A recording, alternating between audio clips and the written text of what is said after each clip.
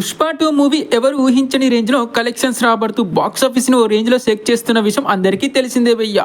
అయితే ఈ మూవీ అంతటా బ్లాక్ బస్టర్ అయింది, కానీ ఆ రెండు చోట్ల మాత్రం అట్టర్ ఫ్లాప్ అయింది.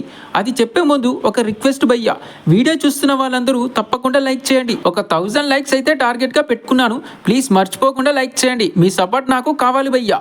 ఆల్రెడీ నాకు చాలా బాగా సపోర్ట్ చేస్తున్నారు, థ్యాంక్ యూ సో మచ్ అందరికీ. సో ఇక టాపిక్లోకి వెళ్తే, పుష్ప 2 అన్ని చోట్ల బ్లాక్ బస్టర్ అయినా సరే ఆ రెండు చోట్ల మాత్రం అట్టర్ ఫ్లాప్ అయింది అన్నా కదా, అది ఎక్కడా కాదు, తమిళనాడు అండ్ కేరళలో. ఏంటి నమ్మట్లేదా? నిజం భయ్యా.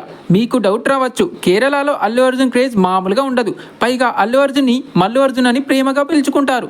మరి అలాంటిది అక్కడ ఎందుకు ఫ్లాప్ అయిందని మీకైతే డౌట్ రావచ్చు, కానీ అక్కడ ఫ్లాప్ అవ్వడానికి ఒక రీజన్ ఉంది భయ్యా. అదేంటంటే, ఈ మూవీలో ఇంటర్వెల్ సీన్లో పుష్పరాజ్ సికావత్ మీద యూరిన్ పోస్తాడు కదా, గుర్తుందా? అయినా అదేలా మర్చిపోతారులే, ఆ సీన్ మూవీకే హైలైట్ కదా.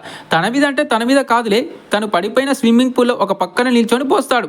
సో ఆ సీన్ కేరళ ఆడియన్స్ కి అస్సలు నచ్చలేదంట భయ్యా. పైగా సికవత్ అక్కడ మంచి స్టార్ హీరో, సో అందుకే అది నచ్చక కావాలనే మూవీని ఫ్లాప్ చేశారు. కేరళలో ఈ మూవీ ఫస్ట్ డే మంచి ఓపెనింగ్స్ నే రాబట్టింది, కానీ ఆ తర్వాత నెక్స్ట్ డే నుండి కలెక్షన్స్ ఘోరంగా డ్రాప్ అయ్యాయి.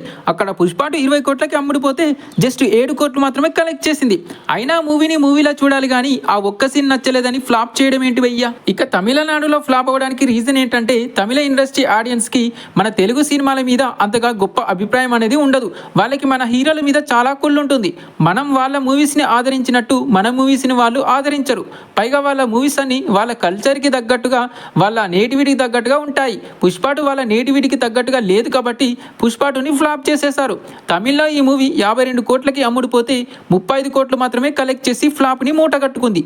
కానీ మిగతా ఇండస్ట్రీలలో ఘన విజయం సాధించింది. తెలుగులో ఆల్రెడీ బ్రేక్ ఈవెన్ అయింది, కర్ణాటకలో మంచి హిట్ అయింది, ఓవర్సీస్లో కూడా బ్లాక్ బస్టర్ అయింది. కానీ హిందీలో మాత్రం దిమ్మ తిరిగిపోయి ఇండస్ట్రీ హిట్ అయింది భయ్యా.